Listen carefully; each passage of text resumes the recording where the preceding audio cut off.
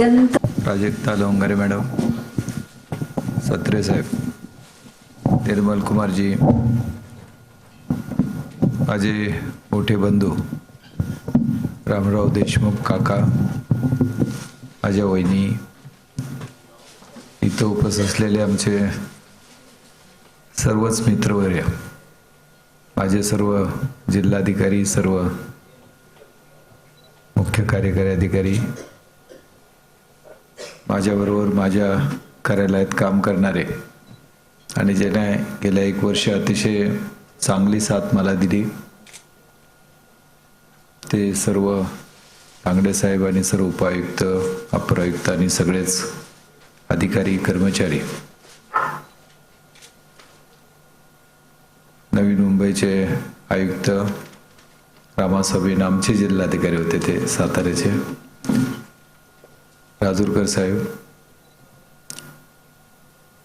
गीते साहेब आणि सगळेच उपस्थित सर्व अधिकारी, आणि ज्यांचा उल्लेख नाही केला तर यानंतर मला घरी जाता येणार नाही, त्यामुळं त्यांनी तर खूप चांगलं, माझ्यापेक्षा चांगलं भाषण केलं त्या माझ्या पत्नी अनुराधा, सर्व उपस्थित महिला अधिकारी, कर्मचारी आणि मित्र,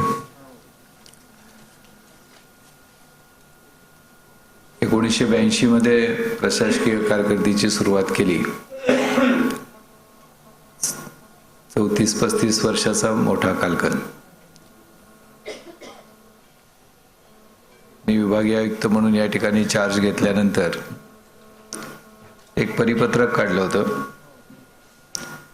की कोणी माणूस निवृत्त होत असताना त्याला देय असलेले सगळं जी काही रक्कम किंवा द्यायचं असेल ते द्यावं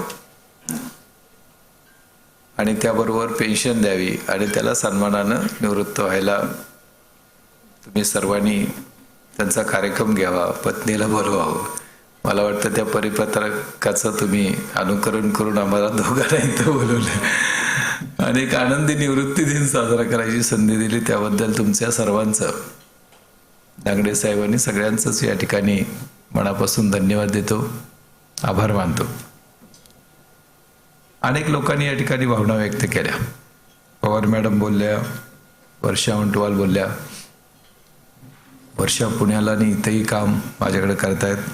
वर्षाने जे काही कागद समोर आणलेत ते मी मला सहसा पाहायला लागत नाहीत.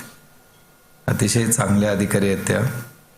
राजेश नार्वेकर, ज्यांच्याबरोबर अनेक वेळेला वेगळ्या ठिकाणी काम करायचे, भेटायची संधी मिळाली आणि आत्ता काम करतानाही एक चांगलं मुख्य कार्यकारी अधिकारी म्हणून ते काम करतायत.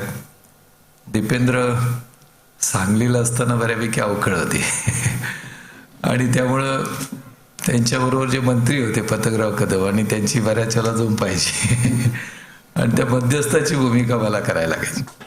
आणि मला अजून आठवतंय की दीपेंद्रचं जो कळवळा असायचा की आता मला साहेब सोडून जाऊ द्या, मला काय राहायचं नाही कलेक्टर. मी म्हणायचं तूच कलेक्टर राहायला पाहिजे. आणि कदम साहेब म्हणायचे असा कसा काय कलेक्टर दिलाय.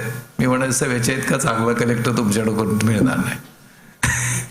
तर दीपेंद्र आणि त्यांची नंतर खूप चांगली जोडी जमली.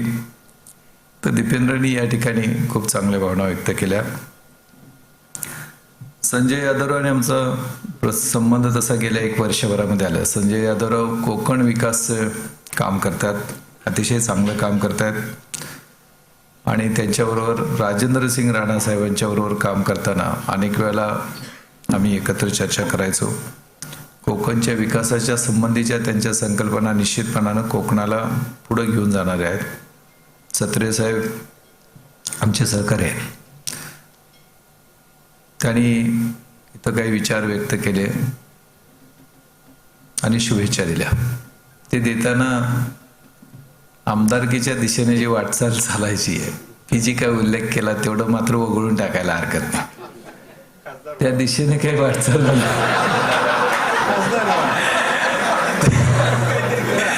त्या दिशेने मला काही राजकारणाची वाटचाल करायची नाही. माझा पिंड सामाजिक कामाचा आहे, तोच पिंड मला जपायचा आहे.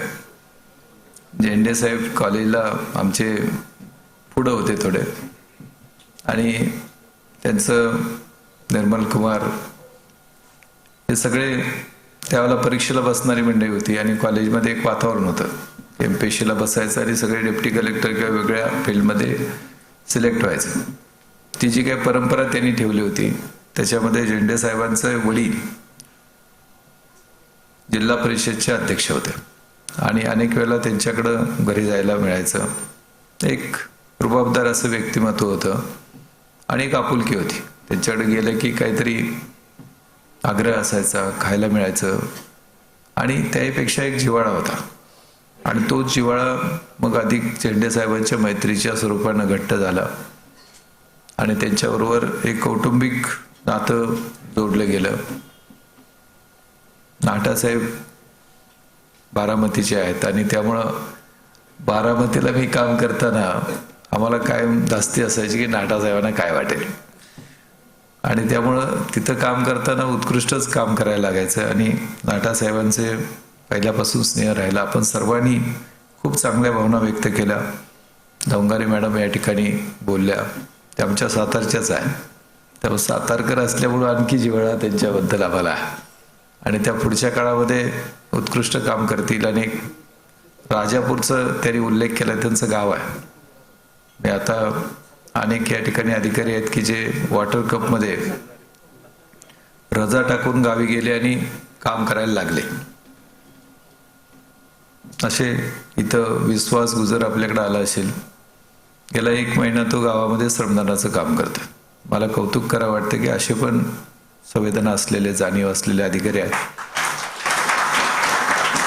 मगाशी मला एक PSI भेटायला आले होते. ते आमच्या इथल्या परकंदी म्हणून गाव आहे, तिथं टँकरने पाणी पुरवठा कायमचा होतोय, तिथले आहे. तर ते माझ्याकडे आले आणि ते मला म्हणाले की साहेब जरा DCPला आमच्या सांगायचं आहे. म्हटलं काय? तर मला गावी श्रमदानाला जायचं आहे आणि DCP काय रजा देत नाही, तर रजा द्यायला सांगा मला. त्याला रजा द्यायला सांगितलं. 1 महिनाभर काम करून परवा आले. असे अनेक अधिकारी आहेत, कर्मचारी आहेत की जे स्वतःला विसरून गावासाठी काम करायची भूमिका घेतात आणि ही सगळी माणसं काहीतरी वेगळी वाट शोधायचा प्रयत्न करतात. प्रशासकीय जीवनामध्ये कुर्डुवाडीपासून सुरुवात केली. 1.5-2 वर्ष कुर्डुवाडीला होतो, त्यावेळेला दुष्काळ होता. 3 तालुक्यात 35,000 लेबर होते. रोज सकाळी सरपंच यायचे आणि म्हणायचं काय काम संपलंय साहेब, नवीन काम द्या. आणि त्या डिफिकल्ट पिरियडमध्ये काम करत असताना त्यावेळेला जिल्हाधिकारी आमचे RY गायकवाड साहेब होते, जे कायम हंटर घेऊन लोकांच्या मागे असायचे आणि कुठेही गेले तर गायकवाड साहेब आल्याचा प्रचंड दरार असायचा. पण माझं त्यांचं जमलं होतं. आम्ही 1-2-3 अधिकारी होतो की ते त्यांच्या तावडीतून सुटलेले होते. तर गायकवाड साहेबांचं त्या ठिकाणी कामाचा प्रचंड झपाटा असायचा. स्वतः खूप काम करायचे. म्हणजे इतकं काम केलेला माणूस मी माझ्या आतापर्यंतच्या नोकरीमध्ये पाहिला नाही की झपाटल्यासारखं काम करायचं. कुर्डुवाडीमध्ये काम करताना पहिला प्रसंग आला, तो मुद्दा मला थोडं सांगावंसं वाटतो. तिथल्या एका भाड्याच्या घरामध्ये मी राहत होतो आणि तलाठी सकाळी आला, दुसऱ्या दिवशी आला, तिसऱ्या दिवशी आला. म्हणलो काय आता काय अडचण नाही, नीट चाललंय माझं. तर म्हणलं काय नाही साहेब, काही लागत असेल तर त्यासाठी सांगायला आलं. म्हणजे लागत असेल तर म्हणजे नाही, अशी प्रथा आहे की इथं प्रांत आले की त्याचा सगळा जो बंदोबस्त आहे तो तलाठीच करतो. मी म्हटलं बहुतेक मला जे पगार मिळतोय त्यात भागेल माझं, अगदी लागलं तर तुला सांगेन, तू काही येऊ नको परत. छोटी गोष्ट होती पण तिथल्या तलाठीच्या मध्ये चर्चेचा विषय झाला तो. आणि मग लोकांनी वेगळ्या दृष्टीनं वागायला लागले. आपण जसं वागतो बोलतो लोक जवळून बघतात आणि त्याप्रमाणे आपल्याला रेसिप्रोकेट करतात. त्यांना काही पर्याय नसतो, आपण असो तसंच त्यांना वागावं लागतं. पंढरपूरला प्रांताधिकारी म्हणून काम करायचं संधी मिळाली. त्याहीपेक्षा विठ्ठल रुक्मिणी समितीचा कार्यकारी अधिकारी म्हणून पंढरपूर टेम्पल ॲक्ट खाली मंदिर ताब्यात घेतलं होतं. तिथले बडवे आणि उत्पादनांचा प्रचंड असा विरोध होता आणि त्या विरोधाला सामोरं जात असताना अनेक मोर्चे निघायचे. बाळासाहेब भारदे त्यावेळेला आमचे अध्यक्ष होते आणि मंदिरामध्ये खूप वेळ द्यायला लागायचा. त्यावेळेला दर्शन मंडपचं बांधकाम आम्ही हातामध्ये घेतलं. पंढरपूरमध्ये नाटासाहेब अशी परिस्थिती की ती पेटी आम्ही 2-4 महिन्यात एकदा कधीतरी फोडायचो आणि सगळे तलाठी हे सगळ्यांना बोलवून ते मोजायला बसवायचो.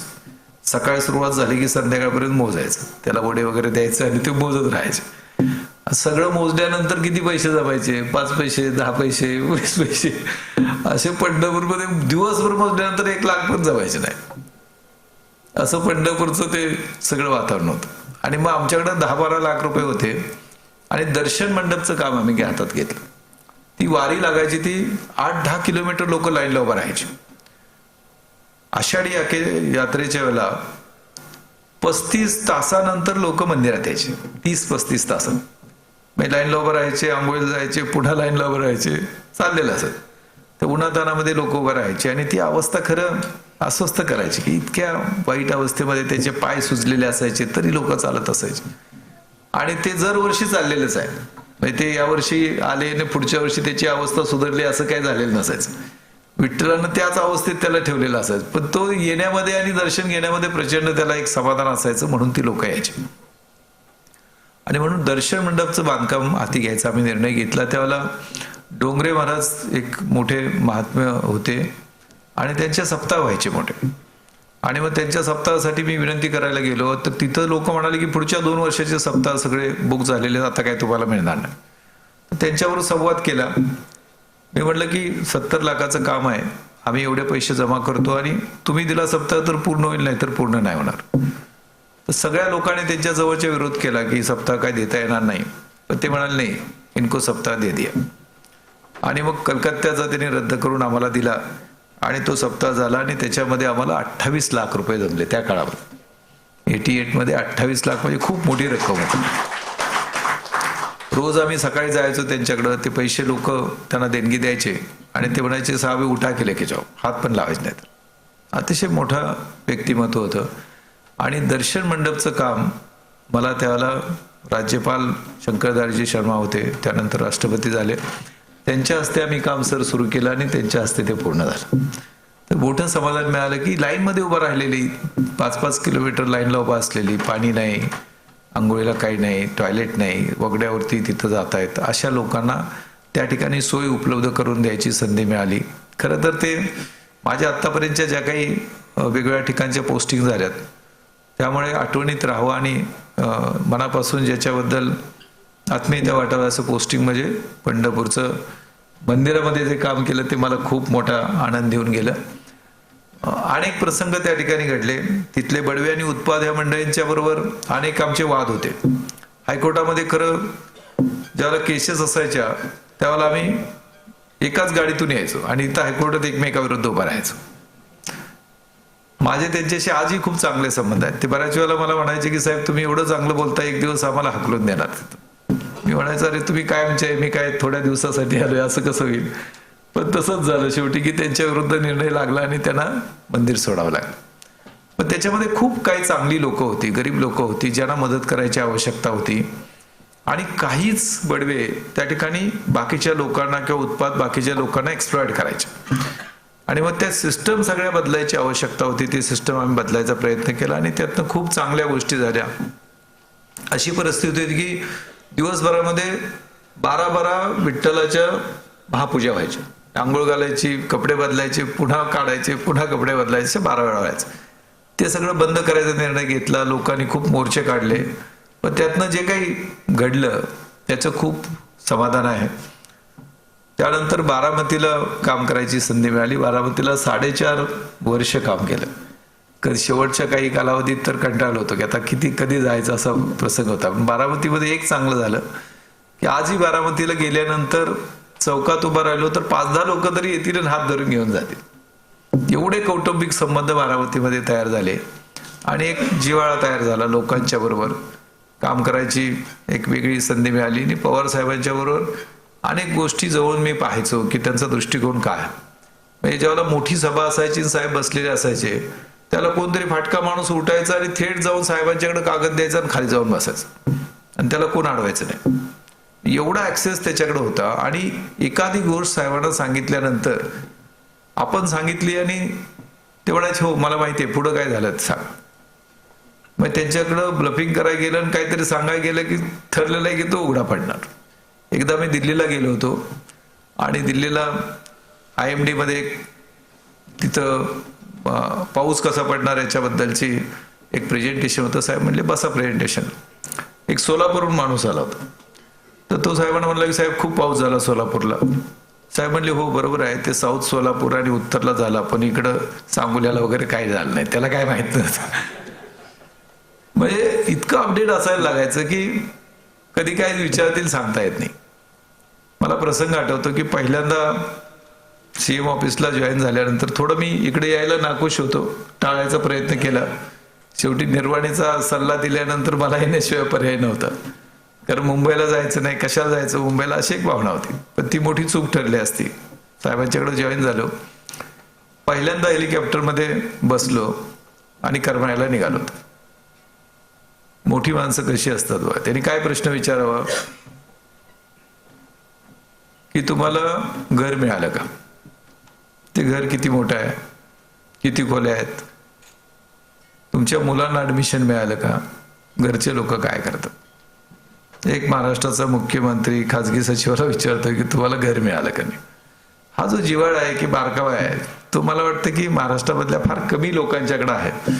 आणि हे जे काही त्यांचे छोट्या छोट्या गोष्टी आहेत, म्हणजे वेळ पाळणं असेल, कुठं जायचं असेल तर तिथं गेल्यानंतर कोणाला काय सांगा, कोण कुठं थांबेल, कोण कुठं जेवेल, इतकं बारकावा असतो. त्या गोष्टी जवळून पाहायला मिळाल्या आणि त्याचा निश्चितपणानं माझ्या मनावरती परिणाम झालाय.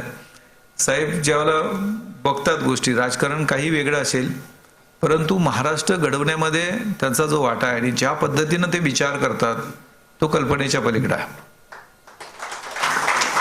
मला आठवतंय की एकदा गडबडीमध्ये आम्ही निघालो होतो, सगळे आमदार खासदार लाईनला उभा होते, साहेब सगळ्यांचे अर्ज घेत होते. एका महिलेनं अर्ज हातामध्ये दिला आणि ती काहीतरी सांगत होती साहेब. तर मला साहेब म्हणाले की हा अर्ज जरा बाजूला ठेवा. मग गाडीत गेल्यानंतर म्हटलं काय, तर ते म्हणाले 93च्या बॉम्बस्फोटमध्ये ह्या महिलेचा मुलगा दगावलेला आहे, तो मुलगा त्यात आज हयात नाही आणि तिला आपल्याला मदत करायची. ही जी काही मोठ्या माणसाची सेन्सिटिव्हिटी आहे ती त्यांच्यामध्ये पाहायला मिळाली. आणि मग त्या दृष्टीनं आम्ही दिशा शोधायचा प्रयत्न केला. मुख्यमंत्री कार्यालयाच्या नंतर MIDC मध्ये काम करायचं संधी मिळाली. MIDC मध्ये 5 स्टार MIDCची संकल्पना त्यावेळेला होती आणि मी पवार साहेबांच्याकडे होतो, त्यामुळे MIDC मध्ये एंट्री करतानाच बऱ्याच अडचणी आल्या. त्यांना वाटायचं पवार साहेबांच्याकडे काम केलेला माणूस परत युती शासनमध्ये कसं काय इकडे येणार. पण डाके साहेबांच्या सुरुवातीला काही रिझर्वेशन होते, पण त्यानंतर अशी परिस्थिती झाली की डाके साहेब मला विचारल्याशिवाय काही सही नाही करायचे. आणि आम्ही 5 स्टार MIDCचे प्रस्ताव केले. 17,000 हेक्टर जमीन लोकांच्याशी चर्चा करून वाटाघाटीनं ताब्यात मिळाल्या. आणि आज MIDC मध्ये ज्या ज्या ठिकाणी जमीन आम्ही घेतल्या, मग चाकण असेल, हिंजवडी आहे, शेंद्रे आहे, त्या ठिकाणी लातूर होतं, नागपूर आहे, अमरावती आहे, या सगळ्या ठिकाणी जमीन ताब्यात घेताना लोकांची संमती घेऊन त्यांना आवश्यक ते पैसे देऊन त्यांच्या म्हणजे त्यांनी होय म्हटल्यानंतर त्या जमीन आम्ही ताब्यात घेतल्या. आणि त्या आजही मला समाधान आहे की त्या ठिकाणी गेल्यानंतर त्या लोकांचं असं नेहमी असतं की कमीत कमी त्याला कसं अनुदान देता येईल किंवा पैसे देता येईल असा आपण प्रयत्न करतो. पण MIDC मध्ये त्यावेळेला 4.5 वर्षाची कारकीर्द, खूप मोठी कारकीर्द झाली. त्यावेळेला खरं MIDCतलं कॉर्पोरेट कल्चर मला कळालं, त्याचाही माझ्या एकूण कामकाजावरती खूप परिणाम झाला. आपल्याकडं रेव्हेन्यूमध्ये काम करताना आपण खूप घट्ट असतो, आपल्याला वाटतं की आपल्याशिवाय काही मोठं कोण नाही. पण एकदा इंडस्ट्रीयल चेंबर ऑफ कॉमर्समध्ये मी गेलो होतो आणि तिथल्या अधिकाऱ्यांनी सांगायला सुरुवात केली की महसूल अधिकाऱ्यांनी, इतर अधिकारी, सरकारी अधिकारी आम्हाला कशा पद्धतीनं त्रास देतात. ते ज्यावेळेला सांगायला सुरुवात केली त्यावेळेला माझे काय धाडस झालं नाही सांगायचं की मी ॲडिशनल कलेक्टर आहे. मी म्हटलं मी डेप्टी शिवच आहे. म्हणजे अशा प्रतिक्रिया ज्यावेळेला लोकांच्या येतात त्यावेळेला आपल्याला वाटतं की आपण कुठंतरी बदललं पाहिजे आणि कॉर्पोरेटच्या कल्चरमधल्या लोकांची काय आपल्याकडून अपेक्षा आहे असं आपल्याला पाहायला मिळतं. त्यानंतर मुख्य कार्यकारी अधिकारी जिल्हा परिषद कोल्हापूर, माझ्या खरं एकूण कारकिर्दीमध्ये कलेक्टर झालो, कमिशनर झालो, तरी एकूण कारकिर्दीमध्ये सगळ्यात जर चांगला चार्ज कुठला मला मिळाला असेल आणि मी एन्जॉय केला असेल तर मुख्य कार्यकारी अधिकारी जिल्हा परिषद म्हणून एन्जॉय केला. त्या ठिकाणी राजश्री शाहू सर्वांगीण शिक्षण कार्यक्रम आम्ही राबवला. शाहू महाराजांनी त्या काळामध्ये 1917 मध्ये म्हटलं होतं की माझी प्रजा प्राथमिक शिक्षणाने विभूषित झाली तर माझं राज्य मी त्यांना स्वाधीन करेन. आणि त्या काळामध्ये 1917 साली त्यांनी प्राथमिक शिक्षण सक्तीचा आणि मोफत करायचा कायदा केला, त्याची अंमलबजावणी केली. आणि 1917 सालचे आदेश आहेत की जे पालक मुलांना शाळेत धाडणार नाहीत त्यांना महिन्याला 1 रुपया दंड करा. त्याला ते दंड वसूल केलेले आहेत तहसीलदारांनी त्यावेळेस. एवढा दृष्ट असलेला राजा, आणि त्यांच्या नावाने आम्ही तो उपक्रम सुरू केला. 1700 शाळा होत्या, 8,500 शिक्षक होते, 2,71,000 विद्यार्थी होते आणि सर्व शाळेमध्ये झपाटल्यासारखा तो कार्यक्रम सुरू झाला. 12 तालुक्यामध्ये मी सभा घेतल्या आणि शिक्षकांच्या समोर कार्यक्रम मांडला आणि त्यांना सांगितलं की तुम्ही जर होय म्हटलं तर कार्यक्रम घ्यायचा नाही तर घ्यायचा नाही, तुम्ही नाही म्हटलं तर तुमचा कार्यक्रम इथंच बंद करायचा. फक्त एकच अट आहे की व्यसन करून या शाळेमध्ये तुम्ही उभा राहायचं नाही. आणि मी जाहीर करून टाकलं की पुढच्या 2 वर्षामध्ये कुठल्या शिक्षकाच्या वरती कुठलीच कारवाई करायची नाही. फक्त म्हणलं एकच अट आहे की तुम्ही जर व्यसन घेऊन उभा राहिला तर मग तुम्हाला नोकरीत काय ठेवणार नाही. कारण मी शिक्षणाधिकाऱ्याला विचारलं की गेल्या 2-4 वर्षामध्ये किती शिक्षकांना घरी पाठवलं, ते म्हणलं एक पण नाही. मी म्हणलं मग काय कारवाई करायची सगळ्यांच्यावर, शेवटी काय होणार, सगळं त्याचे इन्क्रीमेंट वरती येणार आणि थांबणार. मग कोणाला जर काढूनच टाकू शकत नसेल तर कारवाई तरी कशाला करायची. आणि त्या कार्यक्रमामध्ये जेव्हा शिक्षकांनी स्वतःहून तो कार्यक्रम स्वतःचा कार्यक्रम म्हणून स्वीकारला त्याला माझ्या लक्षात आलं की मिरॅकल करू शकतात हीच लोक. आपण ज्या शिक्षकांना नावं ठेवतो ते शिक्षक मिरॅकल करू शकतात.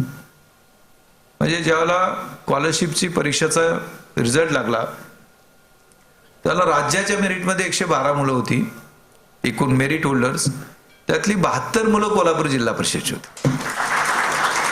दुसऱ्या वर्षी 110 पैकी 67 मुलं कोल्हापूर जिल्हा परिषदची होती.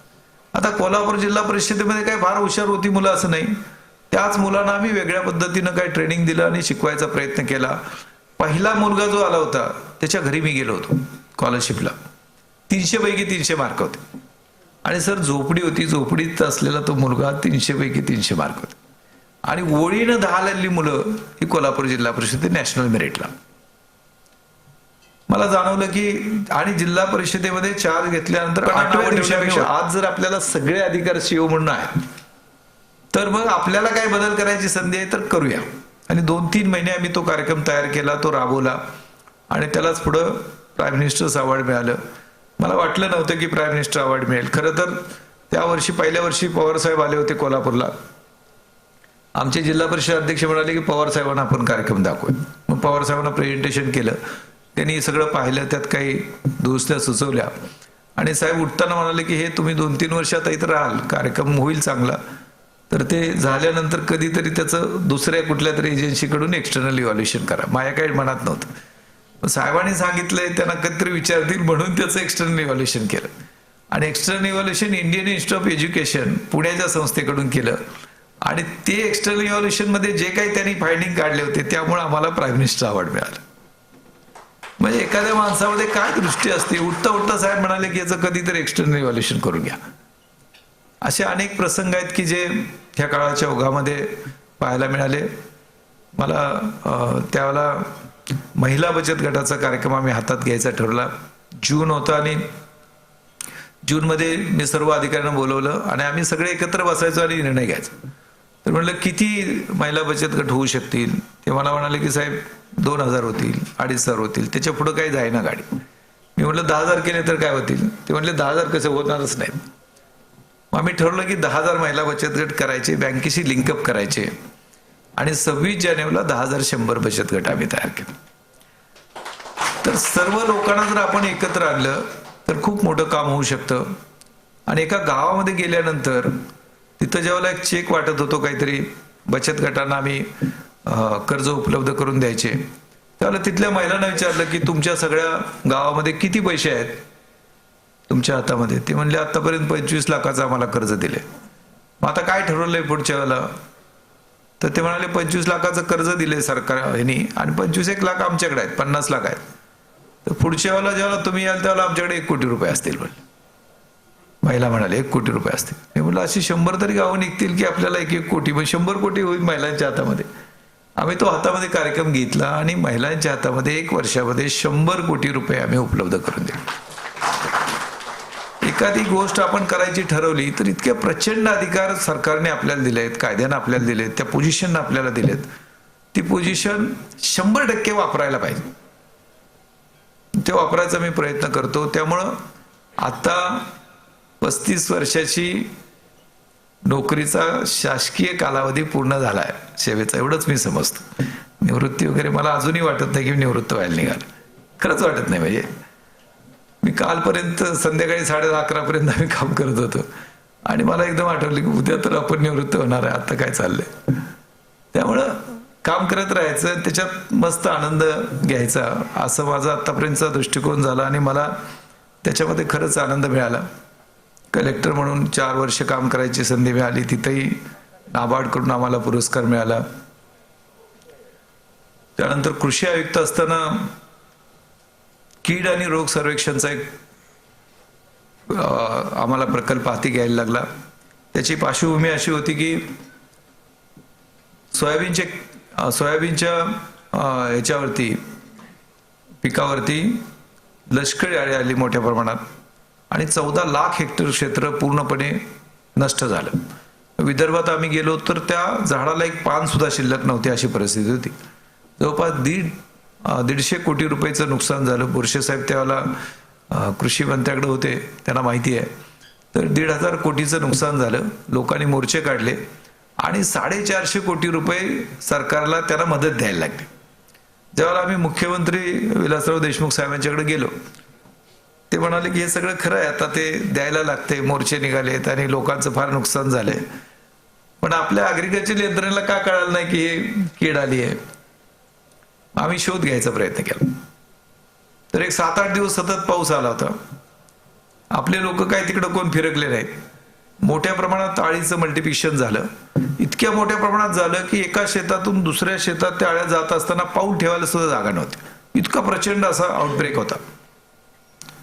आणि मग ज्यावेळेला लोकांना आपल्या कळालं त्यानंतर त्यांनी औषधं गोळा केली, फवारणी करायला गेली, त्यावेळेला काय शिल्लक राहिलं नव्हतं. 15 दिवस होऊन गेले होते.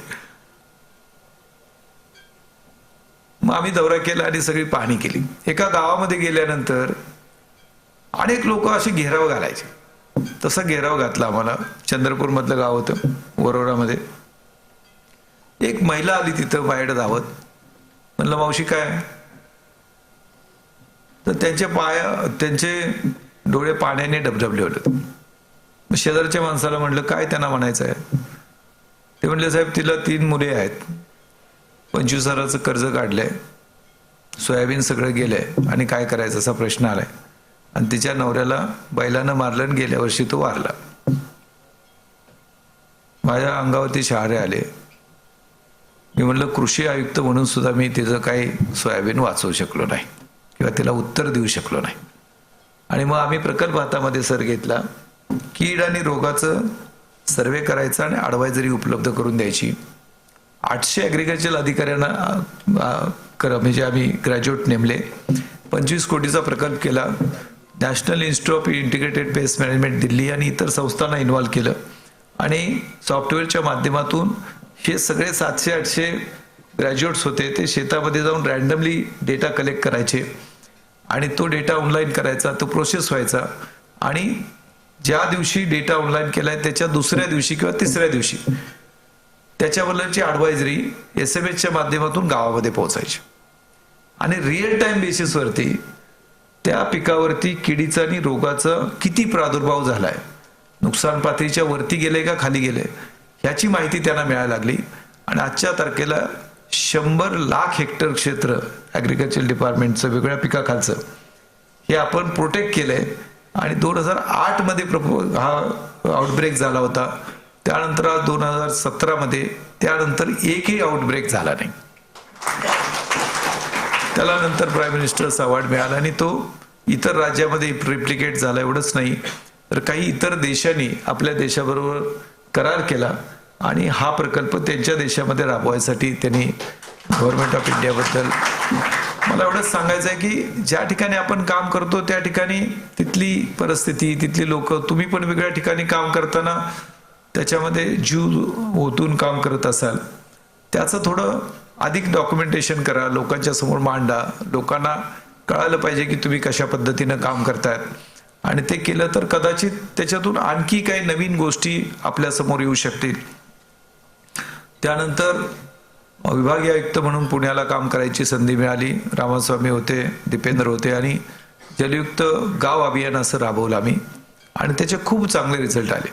आणि त्यानंतर मग ज्यावेळेला मी इकडं आलो सचिव जलसंधारण आणि रोजगार आम्ही, त्यावेळेला तो कार्यक्रम मी तयार करून ठेवला होता. म्हणजे इलेक्शन चालू होतं आणि यशोदामध्ये वर्कशॉप घेऊन तो ड्राफ्ट माझ्याकडे तयार होता. म्हटलं कुठलं का सरकारी ना त्याला दाखवायचं आणि कार्यक्रम सुरू करायचा. आणि पंकजाताईंना ज्यावेळेला मी कार्यक्रम हा प्रेझेंट केला त्यावेळेला ताईंना, गीते त्यावेळेला होते, ताईंनी खूप त्याचं स्वागत केलं, त्यांना खूप आवडला. त्यांनी बदल केला एवढाच की याच्यामध्ये शिवार म्हणता येईल का म्हणाले, जलयुक्त गावाची. मी म्हटलं काही म्हटलं तरी माझी काय हरकत नाही, कार्यक्रम आपण राबवूया. आणि मला मुद्दाम सांगायला पाहिजे की त्यावेळेच्या मंत्री पंकजाताई मुंडे मॅडम यांनी ह्या कार्यक्रमामध्ये स्वतःला झोकून दिलं. त्यांनी मी कुठलीही फाईल नेली आणि त्यांनी विचारलं की काय याच्यामध्ये, असं झालं नाही. त्यांनी सही करायचं, तुमच्याकडून आली ना सही करायची. मी गीता साहेबांना सांगायचं की पुढच्या आठवड्यात मी येणार आहे, मला सगळ्या फाईल काढून पाहिजे. ते म्हणायचं असं सचिव आहेत की माझ्याबरोबर भांडतो की फाईल काढत नाही म्हणून. मी म्हणायचं तुम्ही कसं काय फाईल ठेवून घेता 15 दिवस. गीतेला माहिती आहे, ते अजूनही म्हणतात की तुम्ही माझ्याबरोबर फाईल काढत नाही म्हणून भांडायचे. तर असं आमचं चांगली त्या ठिकाणी एक चांगली रिलेशन तयार झाली होती आणि त्याच्यातून एक महाराष्ट्राला एक चांगली योजना मिळाली. मुख्यमंत्र्यांना मी या ठिकाणी धन्यवाद देईन की मी ज्यावेळेला योजना त्यांच्यासमोर मांडली त्यावेळेला ते म्हणाले काय लागेल याच्यामध्ये. तर मी म्हटलं साहेब पैसे द्यायला लागतील जास्त. म्हटलं किती द्यायला लागतील. तर त्यापूर्वीच्या सरकारने 600 कोटी दिले होते. मी म्हटलं 1000 कोटी मागावेत म्हणजे 500 तरी मिळतील. ते म्हणाले ठीक आहे 1000 कोटी देऊ. मला पण आश्चर्य वाटलं. आणखी काय लागेल. तर मी म्हटलं साहेब पॉलिटिकल विल पाहिजे. ते म्हणाले काय करायला पाहिजे. मी म्हटलं तुम्ही म्हणायला लागेल की हा तुमचा कार्यक्रम आहे. आणि मग पहिल्या मीटिंगमध्ये ते म्हणाले की हा माझा कार्यक्रम आहे आणि तुमच्या सगळ्याचा परफॉर्मन्स मी पाहणार आहे. आणि त्यांनी ज्याला प्रायोरिटी दिली त्यानंतर हा कार्यक्रमाला मोठा उठाव झाला. आणि मला आनंद आहे की पहिल्या वर्षी जी 5000 गावं दुष्काळी होती, जी टंचाई मुक्त करायची होती, त्यापैकी 4700 गावं त्या ठिकाणी पाण्यासाठी स्वयंपूर्ण झाली. त्या गावामध्ये तुम्ही गेलात आणि तिथलं चित्र बघितल्यानंतर मात्र प्रचंड असा आनंद मिळतो, समाधान मिळतं. कारण तिथलं गाव टँकरनं पाणी पुरवठा करणारं, तेच पाणी परत परत ते वापरणारी लोक आणि त्या गावामध्ये आज सुबत्ता आलेल्या. गावामध्ये आम्ही गेले 15 वर्ष आम्ही काम करतोय. ते 15 वर्ष काम करताना लक्षात आलं की सगळं केलं, स्वच्छता अभियान केलं, बक्षीस मिळालं, पण पाण्याचं काय. आणि मग आम्ही पाण्यावरती अधिक लक्ष द्यायचा प्रयत्न केला, पाणी अडवायचा प्रयत्न केला. आणि 12-13 मध्ये ज्यावेळेला दुष्काळ होता प्रचंड, ज्यावेळेला सगळीकडं छावण्या होत्या, त्यावेळेला इतर गावांना एक 16 गावांना आमच्या गावातनं टँकरने पाणी पुरवठा भरून जात होता.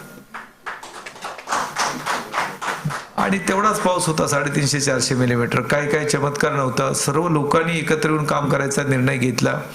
गावामध्ये लोकांच्यावर बसतो त्यावेळेला अनेक चर्चा होतात, अनेक लोक सूचना करतात. त्या सूचना इतर वेळेला मला वापरता येतात. आमचे रुपेश कदम इथं पत्रकार आलेत, गावातले काही लोक आलेले आहेत. ह्या छोट्या छोट्या सूचना बऱ्याच वेळेला त्यांच्या आपल्या मोठ्या योजनेमध्ये त्याचं रूपांतर होऊ शकतं. त्याचा आपण लोकांशी थेट जर संबंध आपण प्रस्तावित केले, त्यांच्यामध्ये थेट घुसलो, तर मग पुढाऱ्यांच्या मागं लागायची गरज लागत नाही असं माझं मत. लोक तुमच्यामध्ये असले की पुढाऱ्याला नावेला जाणं तुमच्याबरोबर यायला लागतं. पण पुढाऱ्याच्या मागं झालं की लोक सुटतात. तर माझी सगळ्यांना विनंती राहील की काम करताना लोकांच्या मध्ये जा, लोकांचे प्रश्न सोडवा.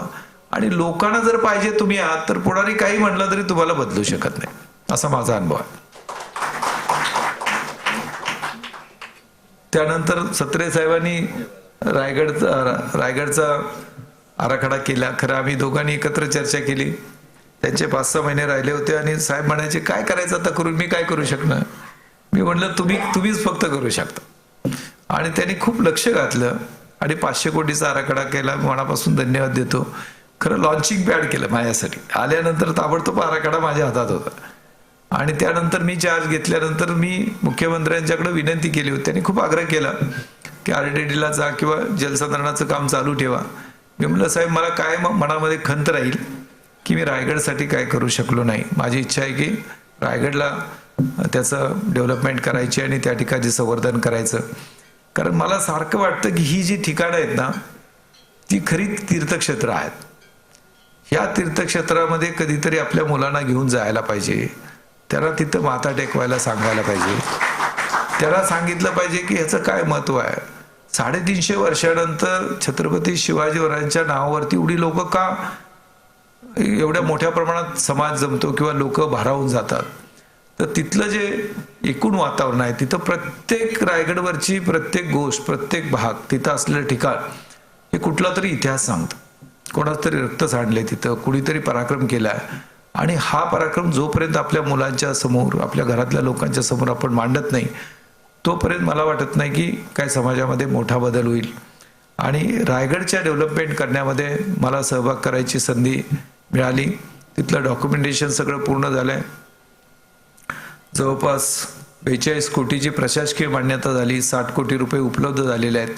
आणि गेल्या आठवड्यात मी गेलो होतो त्या ठिकाणी छत्रपती शिवाजी महाराजांची जी समाधी आहे तिथं जो वरती डोम होता ज्याला अनेक वर्षापूर्वी वीज पडल्यामुळं तो पूर्णपणे तुटला होता आणि पाणी तिथं सगळं गळायचं, तो डोम पूर्णपणे निर्मल कुमार आज त्या ठिकाणी पूर्ण झालंय काम. ते तुम्हाला आवडेल बघायला. राजवाड्याचं काम आम्ही आता सुरू केलंय. त्यानंतर तिथं जे काही गंगासागर आणि इथं तलाव होते त्या तलावाचं पूर्णपणे गाळ काढायचं काम पूर्ण झालंय. श्रमदानातून लोकांनी काम मोठ्या प्रमाणात पूर्ण केलं. मलिकनेर आणि नार्वेकर यांनी त्याच्यामध्ये पुढाकार घेतला आणि खूप चांगलं काम तिथं झालंय. तुम्ही शिवनेरीला कधी गेलं तर तुम्हाला पाहायला मिळेल. पहिल्यांदा मला जिल्हाधिकारी पुणे असताना शिवनेरीचं डेव्हलपमेंट करायला संधी मिळाली आणि जवळपास 4 वर्ष आम्ही तिथं काम केलं. आणि आज शिवनेरीला तिथल्या सगळ्या पायऱ्या जर तुम्ही चालत पळत जाऊ शकता वरती. तिथं बुरुज होते ते पूर्ण पडले होते, ते पुन्हा बांधून आम्ही घेतले. तिथं एक आर्च मोठी होती जी शिवनेरीची खूण होती ती पूर्ण ढासळली होती, ती पुन्हा बांधली. आणि तिथं कडेलोट पॉईंट होता. त्या कडेलोट पॉईंट इतिहास जमा झाला होता, काही शिल्लक नव्हतं. तिथं अक्षरशः त्या गवंड्याला दोरी बांधून खाली पाठवायचा आणि मग त्यांनी बांधून घेतला आणि आज तो कडेलोट पॉईंट अस्तित्वात आहे. ज्यावेळेला देशमुख साहेब, विलासराव देशमुख साहेब मुख्यमंत्री असताना तिथं पाहून आले आणि भाषणामध्ये असं ते म्हणाले की आम्हाला कलेक्टरनी कडेलोट पॉइंटला नेऊन परत सुखरूप आणलं. असे काही आपले नेते होते की खूप मोठी माणसं होती, मोठ्या मनाची होती आणि त्यांच्याबरोबर काम करायला संधी मिळाली. झेंडे साहेब आम्ही त्याचे साक्षीदार आहोत की देशमुख साहेब ज्यावेळेला निवडणुकीमध्ये त्यांची हार झाली त्यानंतर आम्ही त्यांच्याकडे जायचो, बसायचो, त्यावेळेला कोण नसायचं. तर आम्ही जाऊन बसायचो आणि त्यांना सांगायचो की साहेब काय झालं असलं तरी पुढं तुम्ही जा. ते म्हणायचं कसं काय शक्य, आता मी पडल्यानंतर काय होणार. पण जेव्हा ते नंतर निवडून आले त्यावेळेला आम्ही सांगायला गेलो की तुम्ही मुख्यमंत्री व्हाल, त्यावेळेला ते हसायला लागले. ते म्हणाले की नाही काय तुम्ही काय सांगताय, मी बंडखोरी केली मी कसा मुख्यमंत्री. मी म्हटलं साहेब तुमच्याशिवाय कोणच नाही. आणि ते मुख्यमंत्री झाले. आणि ज्यावेळेला आम्ही भेटायला गेलो त्यावेळेला सगळ्या लोकांना बाहेर काढलं त्यांनी आणि ते आम्हाला म्हणाले आपलं मिशन सक्सेसफुल झालं. असे या संपूर्ण शासकीय सेवेमध्ये असताना खूप प्रसंग आले, खूप चांगल्या गोष्टी पाहायला मिळाल्या. वाईट प्रसंग फारसे काय आले नाही. आणि पदाधिकाऱ्यांनी माझ्या आत्तापर्यंतच्या कारकिर्दीमध्ये जर तर कधीच केलं नाही. म्हणजे जर तुम्ही असं केलं तर तसं वागायला असा आतापर्यंत कधीही प्रसंग आला नाही. खरं तर आपण लोकशाहीमध्ये पदाधिकाऱ्यांची जी भूमिका आहे ती विचारात घेऊन त्यांच्याबरोबर आपण चालायची भूमिका घेतली तर प्रशासनामध्ये अनेक प्रश्न मार्गी लागतात आणि त्याच्यामध्ये आपल्याला चांगलं यश मिळू शकतं असा माझा अनुभव आहे. तुम्ही सर्वांनी इथं असलेल्या विभागीय कार्यालयामध्ये, जिल्हाधिकारी कार्यालयामध्ये असणाऱ्या सर्व लोकांनी चांगलं काम केलं. थोडं एक दिवस शाळेचा असेल, फलोद्यान कार्यक्रम असेल, त्याच्यामध्ये आपण सगळ्यांनी पुढाकार. मला आनंद आहे की इथं उदय आहेत, जिल्हाधिकारी सिंदूर किंवा प्रदीप आहेत, त्यांनी याच्यामध्ये खूप पुढाकार घेतला आणि यावर्षी दोन्ही जिल्ह्यामध्ये प्रत्येकी 10,000 हेक्टरवरती फळबाग लागवडचा कार्यक्रम ते राबवत आहेत. मला आवडेल पुन्हा पाहायला की तुम्ही तो कशा पद्धतीनं राबवलाय. कारण ते राबवलं तर कदाचित तिथल्या लोकांच्या जीवनामध्ये एक वेगळं परिवर्तन तुम्ही करायचं, तुम्हाला एक संधी मिळेल. ती संधी तुम्हाला मिळावी आणि ते पाहायला मला मिळावे अशी माझी अपेक्षा आहे. काका इथं आलेले आहेत, वहिनी आले आहेत, त्यांच्याकडे मी शिकलो आणि मोठा झालो. आई वडिलांचा तर माझ्यावरती प्रचंड असा प्रभाव होता. आई त्या काळामध्ये, म्हणजे ज्या काळामध्ये आम्ही पाहिले की वरून पाणी आम्ही द्यायचो काही लोकांना, मागासवर्गीय लोक आले तर वरून पाणी द्यायचो, त्या काळामध्ये आई आम्हाला त्यांच्याबरोबर जेवायला बसवायची. आणि आमच्या घरामध्ये काही मागासवर्गीय समाजातल्या महिला यायच्या, त्या आमच्यासमोर बसायच्या. आई त्यांना काहीतरी काम द्यायची. झालंय ती आई म्हणाली की नाही, ती म्हणायची ना आपल्याला तुझ्या मुलांचं चांगलं होईल म्हणून आपलं चांगलं झालं. तर जे द्यायचं आहे ते भरभरून द्यायचं, त्याच्यामध्ये फारसं काही विचार करायचा नाही. असं पहिल्यापासून आईनं सांगितलं, वडिलांनी सांगितलं तसं करत गेलो. काकाने आम्हाला त्या ठिकाणी आधार दिला. वहिनी आईसारख्याच कायमच्या वागल्या आणि ही जी संधी मिळाली त्यामुळं इथंपर्यंत यायची संधी मिळाली. अणूबद्दल बोलायलाच पाहिजे, कारण तिनं माझ्याबद्दल बोलली आहे. खरं सांगायचं तर घरात काय चाललंय त्याचं मला कवडीचाही काही माहिती नाही. म्हणजे माझा पगार आल्यानंतर कुठे गेला, कोण माणसं आली, कोण पाहुणे आले, त्यांना काय जेवायला घातलं, पूर्ण घरातलं लायजन आणि आमच्या गावात असलेल्या सगळ्या माणसाचं 100% लायजन आणू करते. त्यामुळं जे तुम्ही म्हणताय की पाठीमागं कोणतरी महिला असायला पाहिजे असं नाही, तर जे काही वाटा द्यायचं झालं तर 50% नाही, 51% किंवा त्यापेक्षा जास्त वाटा तिला द्यायला लागेल. आणि मला त्याचं खूप कौतुक आहे, अभिमान आहे. कारण मला कधी कधी असं वाटतं की आता काय हे लोक कशाला आले इतके, ते पण ते जाऊ द्या, लांबून आलेले आहेत, थकलेले आहेत, आपण काहीतरी मदत करायला पाहिजे. आणि मग मदत करायसाठी ती मला कधी कधी भाग पण पाडते. असं जाणवतं की आपल्याबरोबर काम करताना एक वेगळा त्याच्यामध्ये आनंद मिळतोय. आणि मग आता मध्ये ज्यावेळेला आम्हाला वॉटर कपमध्ये काम झालं त्यावेळेला मला काही गावी जायला मिळालं नाही. आणि आमचं स्मार्ट गाव विलेजमध्ये 20 लाखाचं जिल्हा पातळीवरती पहिलं बक्षीस मिळालं.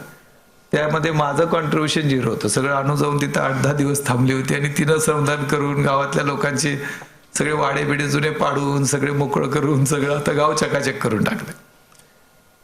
गावामध्येही काम करताना खूप मजा येते. गेले 4 निवडणुका आम्ही बिनविरोध केल्यात. आम्ही सगळे बसतो आणि गावात बिनविरोध निवडणुका करतो. आणि मग त्याबरोबर मग बऱ्याच गोष्टी आहेत त्या गावातल्या इथंपर्यंत पोहोचत. मग कोणाचं ऍडमिशन असते, कोणाचं कुठं हॉस्पिटल असते, पण ठीक आहे, लोकांच्या अडचणी असतात त्यामुळे लोक आपल्यापर्यंत येतात. आणि आपल्याकडे अधिकार आहेत, ते अधिकार वापरले आणि त्याचा एखादा प्रश्न मिटला तर ते का वापरू नये. तर तुम्ही सर्वांनी इथं खूप चांगल्या भावना व्यक्त केल्या. मला माहित नाही की त्यातल्या किती खऱ्या आहेत, पण ज्या काही तुम्ही भावना व्यक्त केल्या त्या मी स्वीकार करतो. तुमचं मनापासून धन्यवाद देतो. इथं माझी मुलगी, राज, मुलगा सगळे आलेले आहेत. आणि आम्हाला म्हणजे त्यांच्याकडून असं काही कधी वेगळं डिमांड आलं नाही की असं काहीतरी आम्हाला हवं. ते एवढंच म्हणायचे मला की बाप्पा काही नवीन चाललेलं दिसत नाही आता. आणि त्यामुळे मला नवीन काहीतरी करण्याशिवाय पर्याय नसायचा. तेव्हा वेगळी वाट शोधायचा प्रयत्न केला. ते वेगळी वाट जिथे इथं शोधली तिथं प्रचंड समाधान मिळालं. 1% सुद्धा रिग्रेट नाही.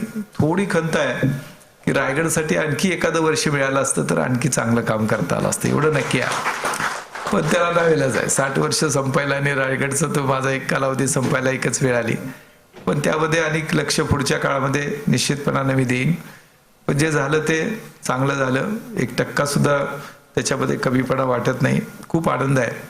आणि मी तर असं समजतो की शासकीय सेवेतला कालावधी मी पूर्ण केलाय.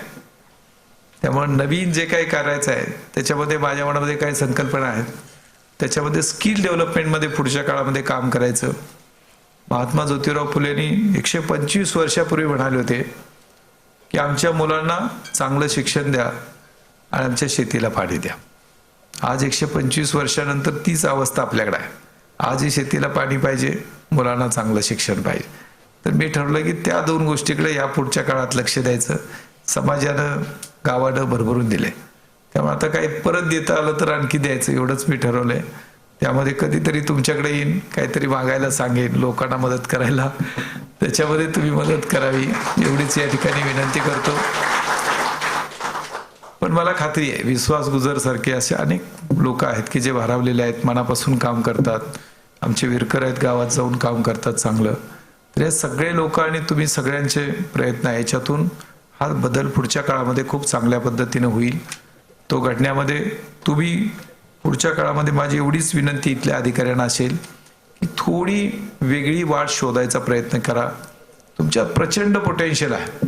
तुम्ही आयुक्त म्हणून असाल, तिथला प्रांताधिकारी म्हणून असाल, तर रेव्हेन्यूच काम करायला पाहिजे किंवा कलेक्टरनी फक्त रेव्हेन्यू बघायला पाहिजे असं नाही. कलेक्टर त्या जिल्ह्याचा प्रमुख आहे, त्यामुळे त्याची लिडरशिप त्या जिल्ह्याला असायला पाहिजे सगळ्या जिल्ह्याच्या विकासाच्या दृष्टीनं. असा दृष्टिकोन ठेवून जर तुम्ही काम केलं तर एक प्रचंड समाधान मिळेल. आणि ज्यावेळेला तुम्ही तिथून जाल त्यावेळेला अनेक लोकांच्या चेहऱ्यावरती जे हसू येईल ते तुम्हाला पुढचं काम करायसाठी ऊर्जा देऊन जाईल. ती ऊर्जा तुम्हाला मिळावी. आणि तुम्ही सर्वांनी या ठिकाणी ज्या भावना व्यक्त केल्या, खूप वेळ झालाय खरं, इतका वेळ बोलणं योग्य नाही, पण आता बोलायची आयुक्त म्हणून शेवटची संधी आहे, त्यामुळे तेवढी संधी घ्यायला हरकत नाही, म्हणून ती संधी मी घेतली. पुढच्या काळामध्ये आपल्या अशाच शुभेच्छा आमच्यावरती राहाव्यात एवढीच या ठिकाणी अपेक्षा व्यक्त करतो आणि मनापासून तुम्हाला सगळ्याला धन्यवाद देऊन थांबतो. जय जय महाराष्ट्र.